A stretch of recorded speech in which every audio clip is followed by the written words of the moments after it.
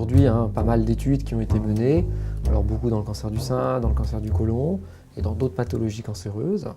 On a en fait découvert qu'il y avait vraiment des bienfaits à la pratique d'une activité physique adaptée. Alors si possible, le plus tôt dans la prise en charge, c'est-à-dire quasiment au moment du diagnostic, si c'est possible. Encore une fois, on va être dans quelque chose qui devra être adapté aux patients. Et clairement, il y a eu un changement un peu de paradigme qui était longtemps on disait à nos patients, on va vous faire des traitements lourds, vous êtes fatigué à cause des traitements, de la maladie, vous allez être fatigué, reposez-vous. Voilà. Et j'ai un collègue chirurgien qui aujourd'hui dit votre pire ennemi pendant les traitements, ça va être le canapé.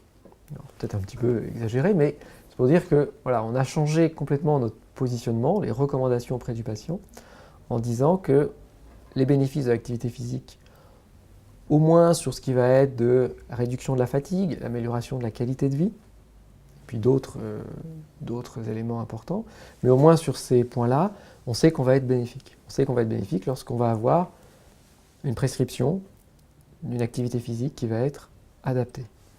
Il y a aussi d'autres problématiques en cours de traitement, liées à la maladie ou liées au traitement, qui peuvent être par exemple la perte de poids avec un déconditionnement, une perte d'appétit, elle s'accompagne d'une perte de poids, un déconditionnement physique. Et tout ça va un peu de pair dans un espèce de cercle vicieux. Et l'idée de l'activité physique progressive, ça va être de jouer sur ces différents paramètres.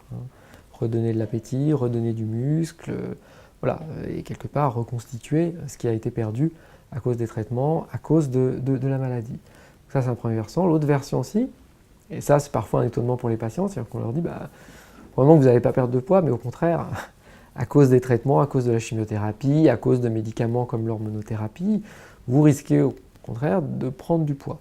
Que dans un certain nombre de cas, cette prise de poids, alors, c'est pas très agréable de prendre du poids, ça va retentir aussi quelque part sur les capacités physiques, justement, ça peut s'accompagner, pour certains cancers, peut-être d'un risque de récidive qui sera un peu plus important dans la population qui prendrait du poids, et notamment dans le cancer du sein, et que quelque part, l'un des bons traitements, et le meilleur traitement aussi contre cette prise de poids, ça va être l'activité physique. L'activité physique et des conseils diététiques. Je dirais que l'association des deux va aller de pair, et que c'est une bonne façon de lutter contre la prise de poids ou d'éviter une prise de poids, ça va être de bouger. S'il y a un mot, c'est bouger, dépenser de l'énergie.